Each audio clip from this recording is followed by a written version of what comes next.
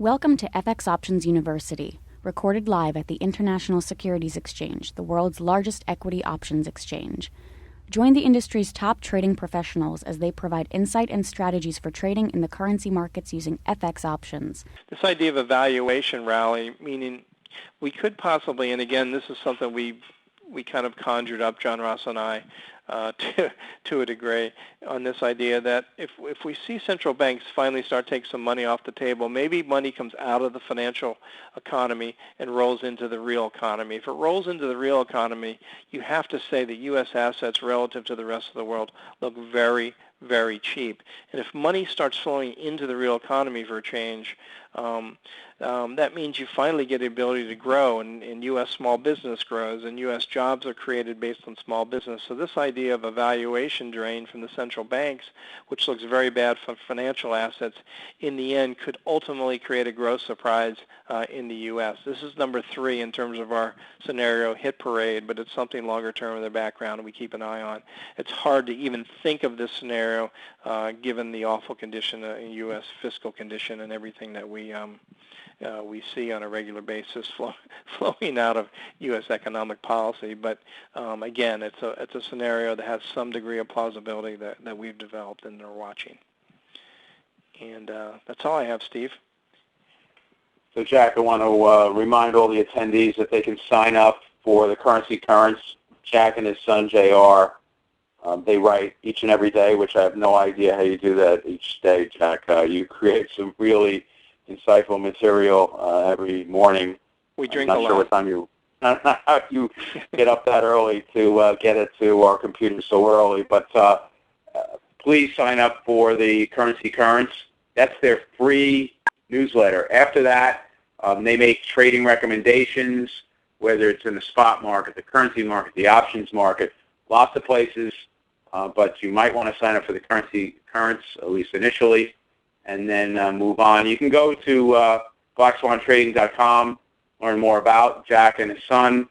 You could write some email if you want to contact them, info@Black Swan Trading, and as I said, they have subscription-based letters on options, forex and futures, emerging market currencies, which are obviously very interesting, and currency ETFs. So lots of stuff there. Very few, if any, are focusing solely on the currencies. So Jack and his son do this each and every day. I'd urge you to sign up for the Currency Currents, as it's really, I think it's the only place that you can really read something about the global marketplace that we're in, and it really is amazing stuff. So please sign up for that. Jack, why don't we take some questions? Great. Happy to. Tons came in, so let's see. Do you want to take them? Why don't you just pick the ones that are best, and I'll take a look also. If you see one that seems to make, well, all the questions are good, so it's just a matter of... I see one up top here. What is your view on gold? If we see a crisis that allows the U.S. dollar to recover, will gold act as a safe haven? That's a good question, and I mean, obviously a great question, because gold is playing such a central role now, it seems like, in terms of money flow. One of the things, if you look at long-term charts and you look at the U.S. dollar against gold, there's always been I say always, since 1971 when the dollar started floating, floating meaning moving on supply and demand basis, where governments couldn't set its price. Every bear market in the dollar has been met with a bull market in gold, and vice versa, longer-term basis. But the reality is we're in kind of a different situation here to a degree, and we saw it during the credit crunch.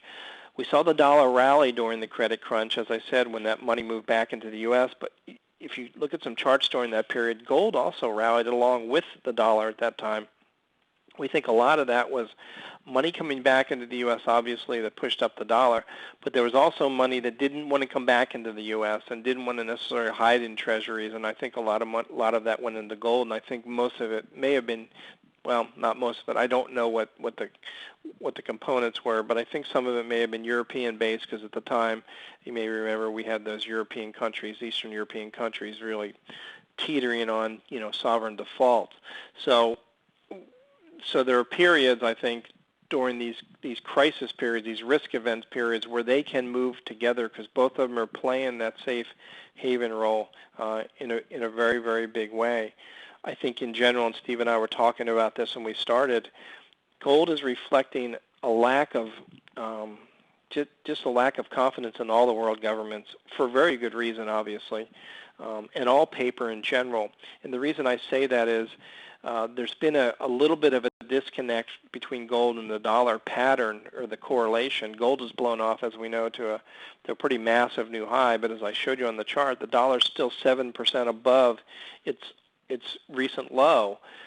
If the correlation, and if it were only a dollar story, I think you would see the dollar back already through its old low and into new low territory all time, but we haven't.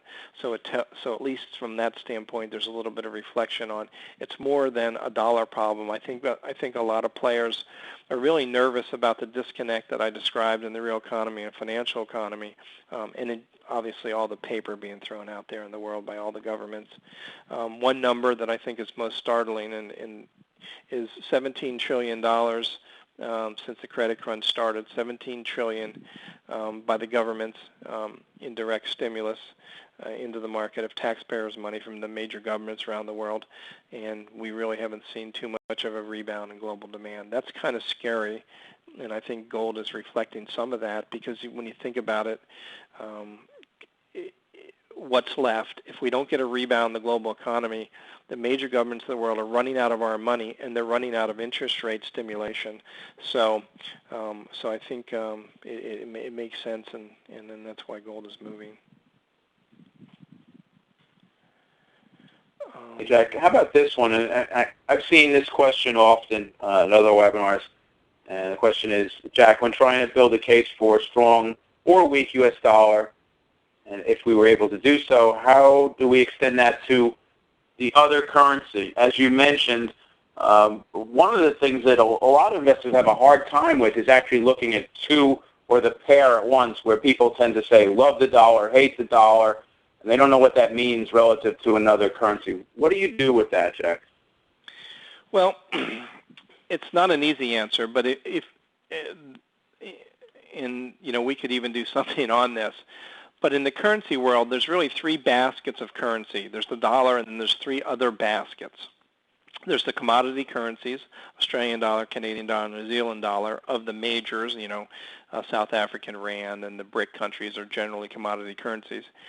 Then you have the savings currency, the old line savings type currencies. Those are the, aging demographic places, and that's why they call them savings currencies, the euro, Swiss franc, British pound. And then you have the trading currencies, those countries and currencies that are driven mostly by trade in the world, exports. Asian bloc, for example, are the major trading bloc currencies. So if you understand that, and all of a sudden the dollar starts to rally on an event which commodities start to sell off, and it's a commodity type event, some type of thing, commodities, major deflation. Major deflations tend to be good for world reserve currency, the dollar. But if major deflation starts to hit the commodities in some way, then that would be your choice of currencies you'd want to go for. If it's something else, like there's something in the world in terms of a major risk event, in Asia coming from China, in terms of just global demand falling off the cliff, you're going to hit both those classes because the commodities have been driven by China, but there are periods where the commodity currencies aren't all China driven. But let's try and parse this a bit and say there's a problem on the export side of the fence, global demand isn't rebounding, then the export currencies, which would be the trading currencies, would be the ones that you'd want to go against, so to speak, and same way for the savings. So if you try and break them into those three baskets to a degree, that gets you in ballparks. In general, given what's happening in the world today, you're seeing pure risk appetite, pure risk aversion, meaning the dollar's going one way and everything else is going the other. So if you make your dollar bet right, you're going to do pretty well just picking any other currency. But if you can refine that a bit, you're actually going to be a little better off. So hopefully that helps. Thank you for participating in this week's session. Please join us again next week. Get trading ideas, exchange rates, webinars, news, and commentary. Visit www.fxoptions.com. ISE FX options can be easily traded through all options-enabled brokerage accounts.